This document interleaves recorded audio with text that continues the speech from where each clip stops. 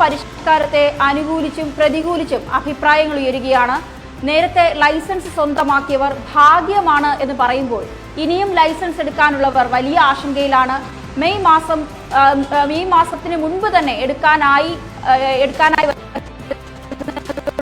തിരക്കും വർദ്ധിക്കാനുള്ള സാധ്യതയും കൂടുകയാണ്. പുതിയ പരിഷ്കാരം ഏറെയും ബാധിക്കുക ഡ്രൈവിംഗ് സ്കൂളുകളെയാകും. പരമ്പരാഗത രീതിയിൽ ഡ്രൈവിംഗ് പരിശീലനം നടത്തുന്ന നിരവധി സ്ഥാപനങ്ങളാണ് ഓരോ ജില്ലയിലുമുള്ളത്. പലരുടെയും ഉപജീവന മാർഗം കൂടിയാണിത്. പ്രത്യേകിച്ച് വനിതകളുടേതെന്ന് എടുത്തു പറയണം. ചിലരെങ്കിലും ഡ്രൈവിംഗ് പരിശീലന കേന്ദ്രങ്ങൾ ഉണ്ടാകേണ്ട പരിഷ്കാരങ്ങൾ പറയുമ്പോൾ അന്തം വിട്ടു നിൽക്കുകയാണെന്നുള്ളതാണ് പറയേണ്ടത്. കോടികൾ മുടക്കി ഡ്രൈവിംഗ് പഠിപ്പിക്കാൻ തക്ക വിധത്തിൽ പരിശീലന കേന്ദ്രങ്ങൾ പണിയാൻ പണമില്ല എന്നുള്ളതാണ് പരിശീലകർ പറയുന്നത്. ഒപ്പം ഇത്തരത്തിൽ പരിശീലന കേന്ദ്രങ്ങളുടെ അഭാവം രാജ്യത്തെ കോർപ്പറേറ്റുകളിലേക്ക് ഭാവിയിൽ ഈ ഡ്രൈവിംഗ് പരിശീലന കേന്ദ്രങ്ങൾ കൊണ്ടെത്തിക്കുമെന്നുള്ള ആശങ്കയും ചിലർ പങ്കുവയ്ക്കുന്നു. കാരണം കോടിക്കണക്കിന് മുതൽ മുടക്കി ഇത്തരം പരിശീലന കേന്ദ്രങ്ങൾ കോർപ്പറേറ്റുകൾ കൈയടക്കുമോ എന്നുള്ളതാണ് പലരുടെയും ആശങ്ക. ഫോക്കസ് ന്യൂസ് TV പരിശോധിക്കുന്നു. ഡ്രൈവിംഗ് സ്കൂളുകൾ കോർപ്പറേറ്റുകൾ വിഴുങ്ങുമോ അതോ പരിശീലകരുടെ ആശങ്കകൾ പരിഹരിക്കുമോ? നമ്മളിപ്പം ചേരുന്നത് രാഹുൽ ഇരുമ്പുകുഴി, അതുപോലെ തന്നെ CR ശ്യാം എന്നിവരാണ്. ആദ്യം ഞാൻ CR ശ്യാമിലേക്ക് പോവുകയാണ്. CR ശ്യാം, താങ്കൾ ഇന്ന് നിരവധി പേരുടെ പ്രതികരണങ്ങൾ തേടിയിരുന്നു, പരിശീലകരുടെയും അതുപോലെ തന്നെ സാധാരണക്കാരുടെയും അടക്കം. എങ്ങനെയാണ് പുതിയ പരിഷ്കരിച്ച ഡ്രൈവിംഗ് ടെസ്റ്റുകൾക്ക് നേരെയും അതുപോലെ തന്നെ ഇത്തരത്തിൽ പുതിയ പരിശീലന കേന്ദ്രങ്ങളുടെയൊക്കെ രീതികൾ വരുമ്പോഴുള്ള ജനങ്ങളുടെ പ്രതികരണം? പുതിയൊരു ബില്ല് അത് അല്ലെങ്കിൽ പുതിയൊരു ഉത്തരവ് പരിഷ്കാരം നടപ്പിലാക്കുമ്പോൾ ജനങ്ങളുടെ ഭാഗത്തു നിന്നൊക്കെ വലിയ ആശങ്കകൾ അല്ലെങ്കിൽ പ്രതിഷേധങ്ങളൊക്കെ ഉയരേണ്ടതാണ്. പക്ഷേ ഈ കാര്യത്തിൽ നമുക്ക് മനസ്സിലാക്കാൻ കഴിഞ്ഞിരിക്കുന്ന കാര്യം ജനങ്ങൾ വലിയ സ്വീകാര്യതയോട് തന്നെയാണ് ഈ ഒരു പുതിയ പരിഷ്കാരത്തെ ഏറ്റെടുത്തിരിക്കുന്നത്. അവർ അതിൽ കാരണം ട്രാഫിക് നിയമങ്ങൾ കൃത്യമായി പാലിക്കുന്ന, കൃത്യമായി ഡ്രൈവിംഗ് പരിശീലനം നേടി നിരത്തിലിറങ്ങുന്ന ആളുകളെ, അങ്ങനെയുള്ള ആളുകൾ ഉണ്ടാവണമെന്ന് തന്നെയാണ് ജനങ്ങളുടെ ഭാഗത്തു നിന്നും ഭൂരിഭാഗം ആളുകളുടെ ഭാഗത്തു നിന്നും പ്രതികരണം ഉണ്ടായിരിക്കുന്നത്. പക്ഷേ എടുത്തു പറയേണ്ട മറ്റൊരു കാര്യം, ഈ ഡ്രൈവിംഗ് സ്കൂൾ നടത്തുന്ന ആളുകൾ അവർ ഇപ്പോഴും ഒരു ആശങ്കയിൽ തന്നെയാണ്. കാരണം മെയ് 1 മുതലാണ് ഈ നിയമം പ്രാബല്യത്തിൽ വരുന്നത്. അങ്ങനെയെങ്കിൽ 2 മാസം കൊണ്ട് ഇവർ ഉണ്ടാക്കേണ്ട സംവിധാനങ്ങൾ, അതായത് സാങ്കേതികമായ സംവിധാനങ്ങളാണ് ഉണ്ടാക്കേണ്ടത്. ഏറ്റവും പ്രധാനമായത് H എന്നുള്ളത് എടുത്തുമാറ്റി വലിയ നിലയിൽ സിക്സാഗ് സംവിധാനത്തിലേക്ക് ഡ്രൈവിംഗ് പരിശീലനം വരുമ്പോൾ കൂടുതൽ സൗകര്യങ്ങളുള്ള ഗ്രൗണ്ടുകൾ ഏർപ്പാടാക്കേണ്ടതുണ്ട്. ഈ ഗ്രൗണ്ടുകൾ ഏറ്റെടുക്കുന്ന കാര്യത്തിൽ ആശങ്കയിലാണ്. അതോടൊപ്പം തന്നെ വാഹനം ഇപ്പോൾ 15 വർഷം ഉപയോഗിക്കുന്ന സാധാരണക്കാരായ ഡ്രൈവിംഗ് സ്കൂളുകളുണ്ട്. അങ്ങനെയുള്ളവർ പുതുതായി വാങ്ങേണ്ടതുണ്ട്. കൃത്യമായ ഒരു പരിശീലനം ഉള്ള ആളുകൾ ഒക്കെ എത്തിക്കേണ്ടതുണ്ട്. അങ്ങനെയെങ്കിൽ അങ്ങനെയുള്ള ആളുകൾക്കും പരിശീലനം നൽകേണ്ടതുണ്ട്. വീണ്ടും പരിശീലനം നൽകി അതിനുശേഷമായിരിക്കണം ഈ ഡ്രൈവിംഗ് ലൈസൻസിന് വേണ്ടി വരുന്ന ആളുകൾക്ക് പരിശീലനം നൽകണം. അപ്പോൾ വലിയൊരു സാമ്പത്തിക ബാധ്യത ഈ ഡ്രൈവിംഗ് സ്കൂൾ നടത്തിപ്പുകാർക്ക് നേരിടേണ്ടി വരുമെന്നുള്ളതാണ് ഇതിൽ എടുത്തു പറയുന്ന ഒരു പ്രധാന കാരണം.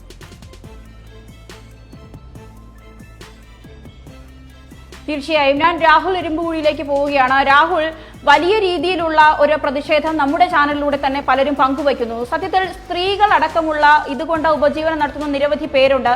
അപ്പോഴും മറുവശത്ത് ഇത്തരത്തിലുള്ള പരിഷ്കാരങ്ങൾ, ഒരു അന്താരാഷ്ട്ര ലെവലിലുള്ള ഒരു ലൈസൻസ് സംവിധാനം കേരളത്തിൽ വേണമെന്നുള്ളത് തന്നെയാണ് സാധാരണക്കാരുടെ അടക്കം, നമ്മളുടെ അടക്കം എല്ലാവരുടെയും ഒരു ആഗ്രഹവും ആവശ്യവും. പക്ഷെ അതിനോടൊപ്പം തന്നെ ഈ ഒരു മേഖല, അതായത് ഒരു ഡ്രൈവിംഗ് ലൈസൻസ് എടുക്കേണ്ട ഒരു മേഖല സത്യത്തിൽ ഒരു കോർപ്പറേറ്റ് സംവിധാനങ്ങൾക്ക് കീഴ്പ്പെടുന്ന തരത്തിലേക്ക് കാര്യങ്ങൾ പോകുന്നുണ്ടോ എന്നുള്ളൊരു ആശങ്ക, അത് ശരി തന്നെയല്ലേ പരിശീലകരുടെ ഭാഗത്തു നിന്നുണ്ടാകുന്നത്? ആശങ്ക അതൊരു വലിയ രീതിയിൽ തന്നെ ഇപ്പോൾ നിലനിൽക്കുകയാണ്. ഇതിൽ എടുത്തു പറയേണ്ട മറ്റൊരു കാര്യമാണ്, KB ഗണേഷ് കുമാർ ഗതാഗത മന്ത്രിയായി ചുമതലയേറ്റതിനു ശേഷം അദ്ദേഹം ഇത്തരത്തിൽ ചില പരിഷ്കാരങ്ങൾ കൊണ്ടുവരുമെന്ന് അറിയിച്ചപ്പോൾ അത് എല്ലാ ആളുകളും ഇരു കൈയും നീട്ടി സ്വീകരിച്ചതാണ്. അന്ന് മലയാളികൾ പൊതുവെ എല്ലാവരും അത് ഏറ്റെടുത്തതാണ്. പക്ഷേ ഇപ്പോൾ കാര്യത്തോടടുക്കുമ്പോൾ വലിയൊരു ആശങ്ക പൊതുജനങ്ങളടക്കം പങ്കുവയ്ക്കുന്നുണ്ട്. ഈ മേഖലയിൽ പ്രവർത്തിക്കുന്ന ഡ്രൈവിംഗ് പരിശീലകർ മാത്രമല്ല, അവരെ സംബന്ധിച്ച് വലിയൊരു ആശങ്കയുണ്ട്. കാരണം നാളെ തങ്ങളുടെ ഉപജീവന മാർഗം ഉണ്ടാകുമോ എന്നൊരു ആശങ്ക അവർക്കുണ്ട്. അതോടൊപ്പം തന്നെ സാധാരണക്കാരായ പൊതുജനങ്ങളും വലിയ ആശങ്കയിൽ തന്നെയാണ്. കാരണം മാർലിവ തന്നെ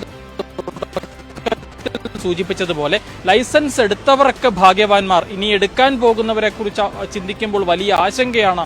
അല്ലെങ്കിൽ എന്റെ മകൻ ഇനി ലൈസൻസ് എടുക്കാനുണ്ട്, അവൻ എങ്ങനെ ലൈസൻസ് എടുക്കുമെന്ന പല മാതാപിതാക്കളും ആശങ്ക പങ്കുവയ്ക്കുന്നുണ്ട്. അപ്പം ഇതാണ് നിലവിലൊരു സാഹചര്യം. പക്ഷേ ഇത്തരത്തിൽ മാർലിവ തുടക്കത്തിൽ ചോദിച്ചതുപോലെ ഇത് കോർപ്പറേറ്റുകൾക്ക് വഴി മാറുമോ, അതിനുള്ള നീക്കങ്ങളാണോ അണിയറയിൽ നടക്കുന്നത് എന്നൊരു വലിയ ആശങ്ക ഈ ഡ്രൈവിംഗ് സ്കൂളുകളുമായി ബന്ധപ്പെട്ടവരും ഈ ജോലി ചെയ്യുന്നവരും ഇവരുടെ അസോസിയേഷനുകളും ഒക്കെ നിലവിൽ പങ്കുവയ്ക്കുന്നുണ്ട്.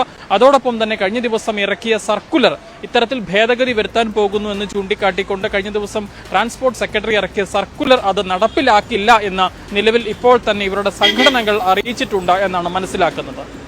തീർച്ചയായും ഞാൻ CR ശ്യാമിലേക്ക് പോവുകയാണ്. ശ്യാം, കുറച്ചു നേരത്തെ നമുക്ക് ഒരു പരിശീലകനോട് സംസാരിച്ചിരുന്നു. അദ്ദേഹം പറയുന്ന പല കാര്യങ്ങളുണ്ട്.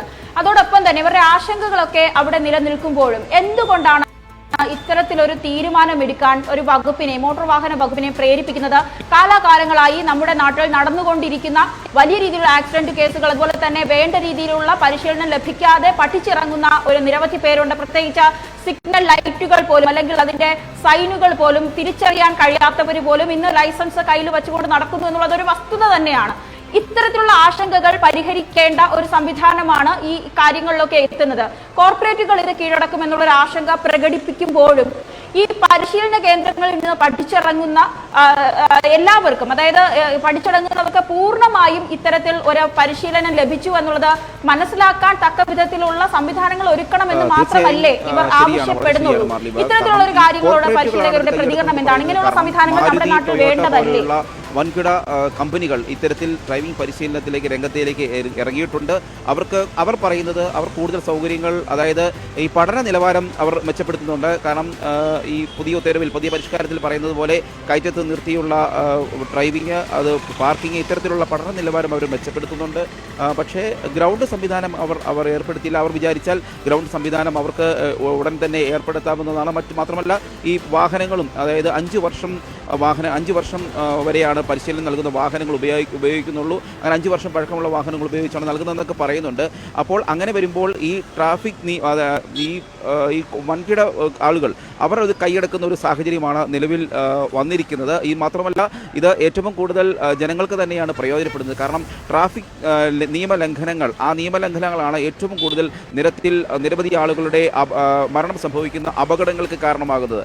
അങ്ങനെയെങ്കിൽ അത്തരത്തിൽ അപകടങ്ങൾ കുറയ്ക്കുന്നതിന് വേണ്ടി കൂടിയാണ് ഇത്തരത്തിൽ ഒരു ടെസ്റ്റിംഗ് പരിശീലനം. ഇപ്പോൾ ഉദാഹരണം പറഞ്ഞതുപോലെ ഈ ലൈസൻസ് എടുത്തവർക്ക് ആശ്വാസമെന്ന് ഇപ്പോൾ മുൻപ് രാഹുൽ ഇരുമ്പുകുഴി സൂചിപ്പിച്ചതുപോലെ ഇനിയും ലൈസൻസ് എടുക്കാനുള്ളവർ അവരെ എങ്ങനെ എടുക്കും എന്നുള്ളൊരു വലിയ ആശങ്കയിലാണ്. കാരണം ഉദാഹരണമായി നമ്മൾ പറയാം, എനിക്ക് കയ്യിൽ ഡ്രൈവിംഗ് ലൈസൻസ് ഉണ്ട്, പക്ഷേ എനിക്ക് വാഹനം ഓടിക്കാൻ അറിയില്ല, അല്ലെങ്കിൽ കാർ ഓടിക്കാൻ അറിയില്ല എന്ന് പറയുന്നത് പോലെ ഒരു സാഹചര്യമാണ് പലർക്കും ഇപ്പോൾ ലൈസൻസ് കിട്ടിയിരിക്കുന്നത്. പക്ഷേ ഈ കർശനമായ ഒരു ടെസ്റ്റിംഗ് രീതിയിലേക്ക് മാറുമ്പോൾ അത് നമ്മുടെ സമൂഹത്തിന് തന്നെ വലിയൊരു ആശ്വാസമായി മാറുകയാണ്. മാത്രമല്ല ഏറ്റവും പ്രധാനമായിട്ട് പറയുന്നത് ഈ അപകടങ്ങളൊക്കെ കുറയ്ക്കുവാൻ, നിരത്തുകളിൽ അപകടങ്ങൾ നിരന്തരമായി ഉണ്ടാകുന്ന അപകടങ്ങൾ കുറയ്ക്കുവാൻ ഒരു കാരണം ആയിത്തീരുമെന്നുള്ളതാണ് ഇത്തരത്തിലുള്ള പരിഷ്കാരങ്ങൾ കൂടെ നമുക്ക് ആശ്വസിക്കാൻ കഴിയുന്ന ഒരു പ്രധാന കാര്യം.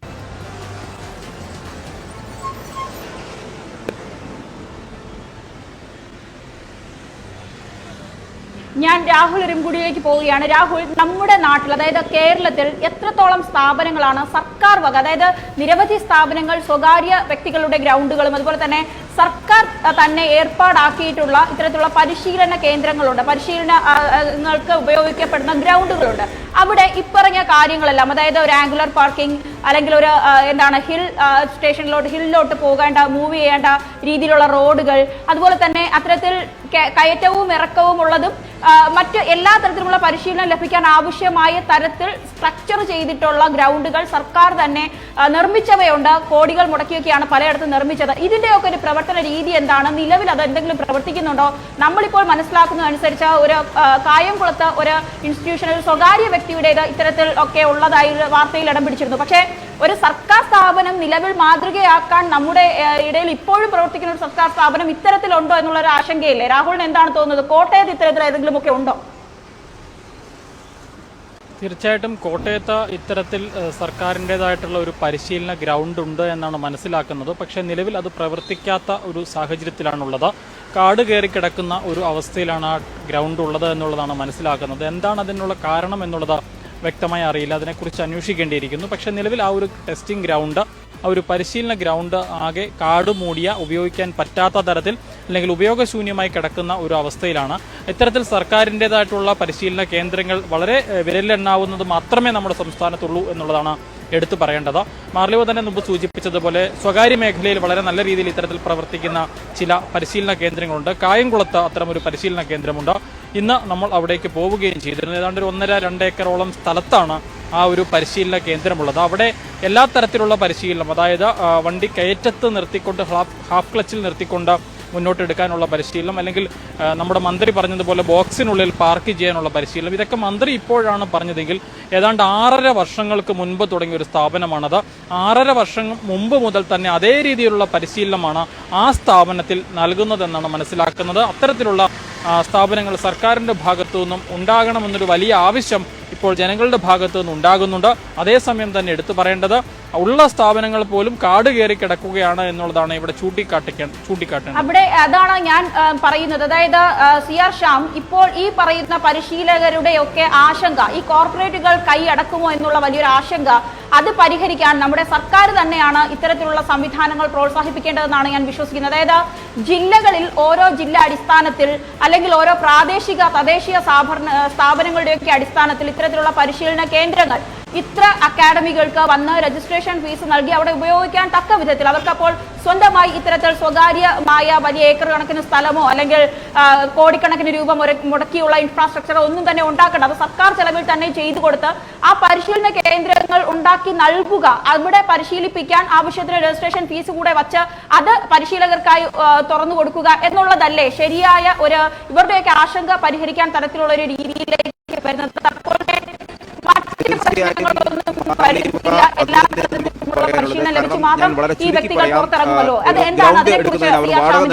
ഈ സ്വകാര്യ ഡ്രൈവിംഗ് സ്കൂൾ നടത്തിപ്പുകാർ ഗ്രൗണ്ട് എടുക്കുന്നത്. അത് ഇപ്പോഴത്തെ സാഹചര്യം വരുമ്പോൾ ആ ഗ്രൗണ്ടിന്റെ വിസ്തൃതി വർദ്ധിപ്പിക്കേണ്ടതുണ്ട്. അപ്പോൾ കൂടുതൽ വാടക അവർ നൽകേണ്ടിയിരിക്കുന്നു. പിന്നെ ഇവർ പ്രവർത്തിക്കുന്ന സ്ഥാപനത്തിന്റെ വാടക, ജീവനക്കാരുടെ ശമ്പളം എല്ലാം കൂടി കണക്കിലാക്കി നോക്കുമ്പോൾ അത് വലിയൊരു തുകയാണ് അവരെ സംബന്ധിച്ചുണ്ടാകുന്നത്. ഇത്തരത്തിലൊരു പരിഷ്കാരം കൂടെ വരുമ്പോൾ വാഹനം കൂടി വാങ്ങേണ്ടി വരും. അങ്ങനെ വലിയൊരു തുക ഈ സാധാരണക്കാരായ സ്വകാര്യ ഡ്രൈവിംഗ് സ്കൂൾ നടത്തിപ്പുകാർക്ക് അവരത് ചിലവാക്കേണ്ടി വരും. ഇപ്പോഴത്തെ സാഹചര്യത്തിൽ പറയുന്നത് ഒരു MVIക്ക് 30 ടെസ്റ്റിംഗ് മാത്രമേ നടത്തുവാൻ, 30 പേർക്ക് ലൈസൻസ് നടത്തുവാൻ കഴിയൂ എന്നുള്ളതാണ്. അങ്ങനെ വരുമ്പോൾ ഒരു ദിവസം 30 പേർക്ക് ഒരു ഡ്രൈവിംഗ് സ്കൂൾ അല്ലെങ്കിൽ അത് പരിമിതപ്പെടുത്തേണ്ടതുണ്ട്. അപ്പോൾ അത് ഇവരുടെ വരുമാനത്തെ വലിയ തോതിൽ തന്നെ ബാധിക്കുന്നുണ്ട്. അങ്ങനെ വരുമ്പോൾ ഈ സാമ്പത്തിക നഷ്ടമുണ്ടാകുന്ന സാഹചര്യത്തിൽ അവർ പലരും ഇതിൽ നിന്ന് പിന്മാറുണ്ട്. നമുക്കറിയാം, നമ്മൾ ചില ഗ്രാമപ്രദേശങ്ങളിലേക്ക് കാണുന്നതാണ്, ഒരു കാറുമായി ഒരു പ്രായമുള്ള ആളുകൾ അല്ലെങ്കിൽ ഒരു വനിത അല്ലെങ്കിൽ ഒരു വീട്ടമ്മയായിരിക്കാം, അവർക്ക് കുടുംബം പുലർത്തേണ്ടതുള്ള വീട്ടമ്മയായിരിക്കാം, അങ്ങനെ ആ കാറ് കൊണ്ട് വരുമാനം ഉണ്ടാക്കിയെടുക്കുന്ന നിരവധി ആളുകൾ നമ്മുടെ ജില്ലകളിലെ പല പ്രദേശങ്ങളിലും നമുക്ക് കാണാൻ കഴിയുന്ന ആളുകളുണ്ട്. അങ്ങനെയുള്ള ആളുകളുടെയൊക്കെ വരുമാനം പെട്ടെന്ന് നിലച്ചു പോകാനുള്ള സാഹചര്യവും നമുക്ക് മുന്നിൽ കാണാവുന്നതാണ്.